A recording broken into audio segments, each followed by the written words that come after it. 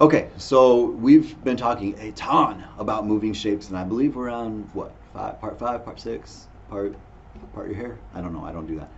Um, we've talked about single finger chords, G and G7.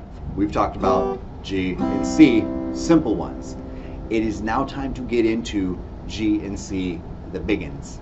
Okay, so with these, I'm going to show you the traditional version of the chord first. And I'm going to explain a little bit behind it.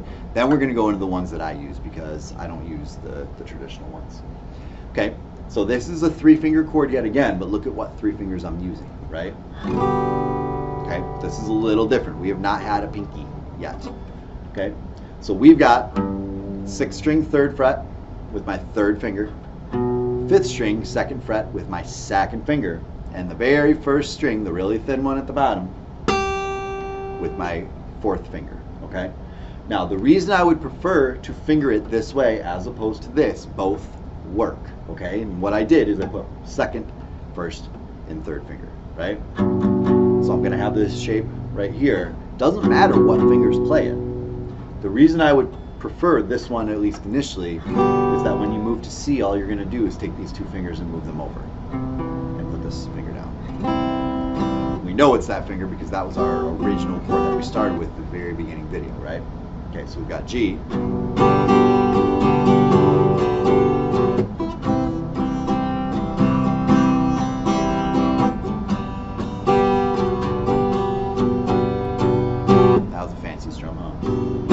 Okay, so these are more for reference than anything. In fact, we'll also demonstrate A real quickly. Same basic thing, okay? We've got multiple options for what fingers we use. 2nd, 3rd, and 4th is pretty common. 1st, 2nd, and 3rd can be done.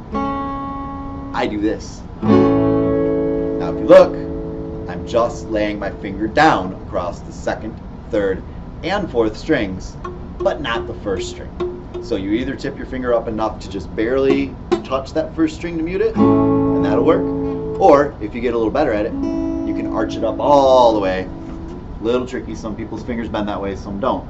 And that's why some people might choose to use other fingers, right? Like to have multiple fingers there. There are lots of ways. Over the years I've taught, there was one guy that had very wide fingertips, so I had him do just 2 fingers worth. And the middle finger covered 2 strings at the same time. Any one of those is fine. I do this 100% of the time, 99% of the time. Knowing that there are other options is good and useful as well, but really, this will serve you just fine. Okay. The last and final one that we should talk about, and this is again kind of a traditional way of doing this. Later on, we're going to need bar chords. Okay, bar chords is when you push down a ton of strings with 1 finger, and we're just not there yet. This is a beginner course. So what we are going to do is push down 2 strings with 1 though. Okay, so the 1st and 2nd string are both pushed down by your 1st finger. Middle finger on the 3rd string 2nd fret. Your 3rd finger on the 4th string 3rd fret. That is a lot of information to take in. If you're not sure, do what I've been saying. Go to our website, right? rkstrs.com/free guitar. Now it says free guitar because it's free guitar lessons. It's all of these videos plus PDFs plus backing tracks. Okay, we can get more detailed, show pictures, do stuff. Go there, you'll love it. It's free, you can afford it, right? Okay. So that is a traditional way of doing an F for people who don't like or can't do bar chords. We don't really have a use or a need for this one right now. There's no real convenient shapes that we're going to demonstrate just yet that would really justify having this in part of any of the progressions. Remember I said Insta songs? Okay. Now A can be used as part of Insta songs. F can be used as part of Insta songs. But there's not one convenient shape to connect them.